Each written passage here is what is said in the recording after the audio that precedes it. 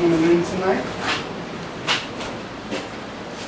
You are now watching the 1718 Collective Virtual Museum.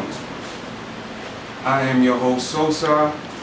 I have a special guest in the building today. I will be introducing you to. You can actually check out our previous virtual shows on YouTube. Go to the 1718 Collective. Go to S.STREET Media channel, and you'll see all the 1718 Collective virtual museums that we've been doing. So I actually want to introduce our guest for the evening. He's going to be speaking about some of his pieces. I'd like you to personally introduce yourself to the crowd. Yes, good afternoon or good evening. My name is Willie Harley. I'm a part of the S.STREET Art Fair, continuing the legacy, the 61st anniversary of the S.STREET Art Fair. Yes, when I first had come to be a part of the S.STREET Art Fair, and I walked out there and I seen all of these beautiful paintings out there, and I said, boy, I'm gonna have to do something spectacular. And what came into my mind, because I wanted to do something where people could be able to identify with the neighborhood, and that's what I came up with, the Fulton Street between Noston and Fulton Avenue. And that's one of the paintings that when I first had started with the Fulton Street Art Fair. That's that. I know you get a lot of good feedback off of this. A lot of people are familiar with this area. It's a big intersection in Brooklyn. Yes. That's one of the reasons why I painted this painting, because I want people to be aware of their surroundings, and mostly I paint scenery. And when I have shows and stuff like that, people could identify with my paintings because they could identify with the neighborhood. What kind of mediums you use for this piece? This is all paint. All of these paintings are all paint.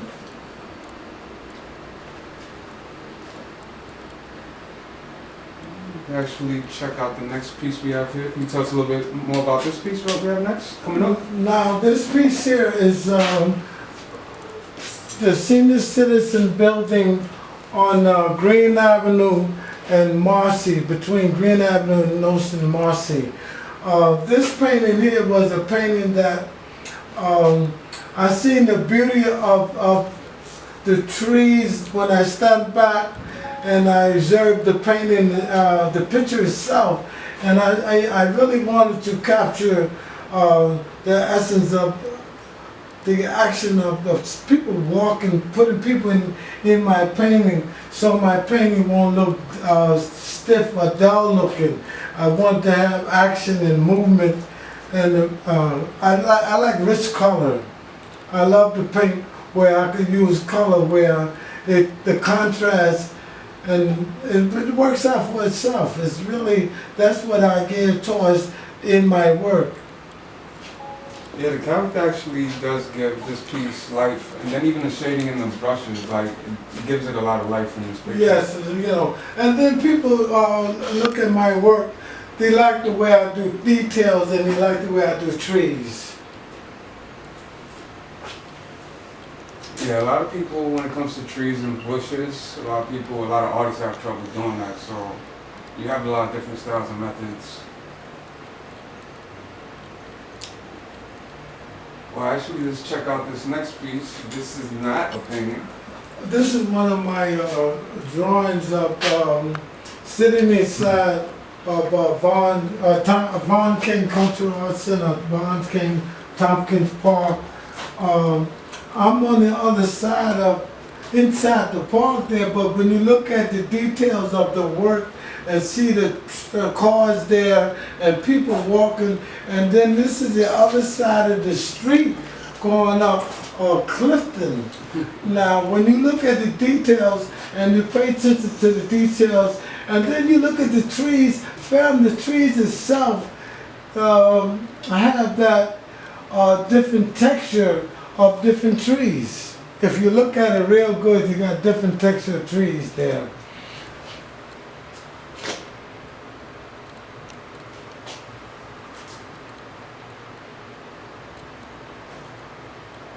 Do you do a lot of other pieces similar to this? Because I know a lot of your bulk of your work is oil painting, acrylic paints. I don't play work with Oh, you don't acrylics. do any acrylics? Acrylics. Nice. It's all paint and sketches. Do you do a lot of sketching as well? Yes, yes. I put a lot of emphasis on drawing background. If you got a good drawing background, basically you could do anything. This is another painting of Fawn King Cultural Park, Thompson Park. You see, sometimes when you see my work, I take a picture and blow it up and work from a photograph. So this is what I have done with this piece here. And you can look at not only the action of the movement and the suggestion of the movement that you see in the work itself, that you see the details of it.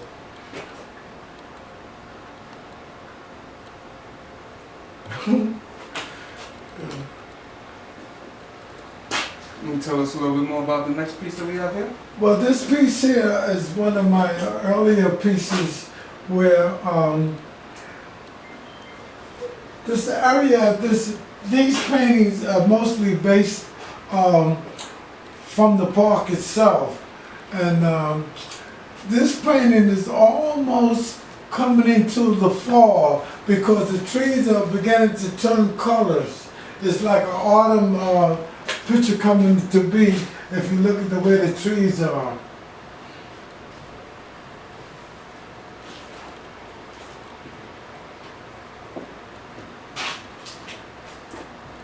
I like the way you actually got the shading on the trees, because trees have many colors and a lot of artists don't know that when they're actually detailing or painting trees and stuff like that.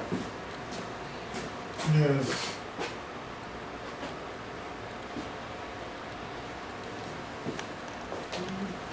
And this piece, These are people that I know in the neighborhood. Like I said before, some of my paintings I sit outside and I paint them, and some I work from a photograph. But this one here, I sit outside and painted this one. when you're painting outside, normally how long does the process take? Well, if I go out, say about 7:30 in the morning or 7 o'clock and set up, I may stay out until 1 o'clock because the sun is at its peak about 1 o'clock.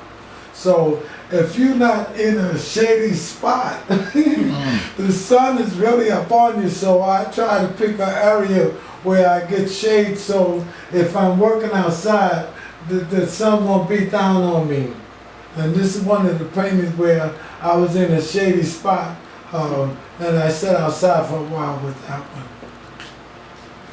And do you feel there's any advantage to painting live as opposed to painting a picture?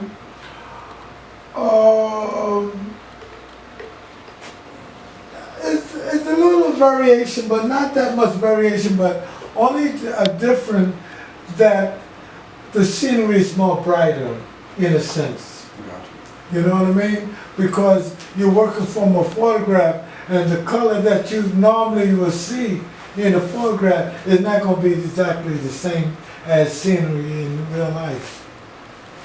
Sometimes you have to add a little bit to it to bring it out more.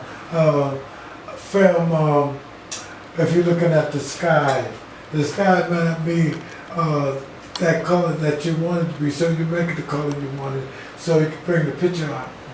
Gotcha. Well, we actually have somebody on the live. They actually asking, how long did this particular piece take? Maybe a month. Maybe a month. Definitely see with the detail. And we're actually winding down, so we're actually going to be showing the last piece for the show today. Can you tell us about this piece? I've actually been to this place. This is the brew on Putman and Tompkins. At the time when, like I say, I like to do paintings where I could put people in my paintings so it look more realistic. I'm an impressionist painter, so I paint what I see, but I like neighborhood scenery because I'm painting the 20th century of my time as an artist in my environment, in my neighborhood. This is what you're looking at far as my work is concerned. Thank you. Thank you. Man. This is some very, very amazing work. It's very detailed. So actually now we're going to the Q&A with you, and you tell us a little bit about yourself. Like, Vietnam. what type of artist would you describe yourself as? I'm basically a fine artist with the touch of illustrator. I'm basically an illustrator, but I'm a fine artist at the same time too. Yes.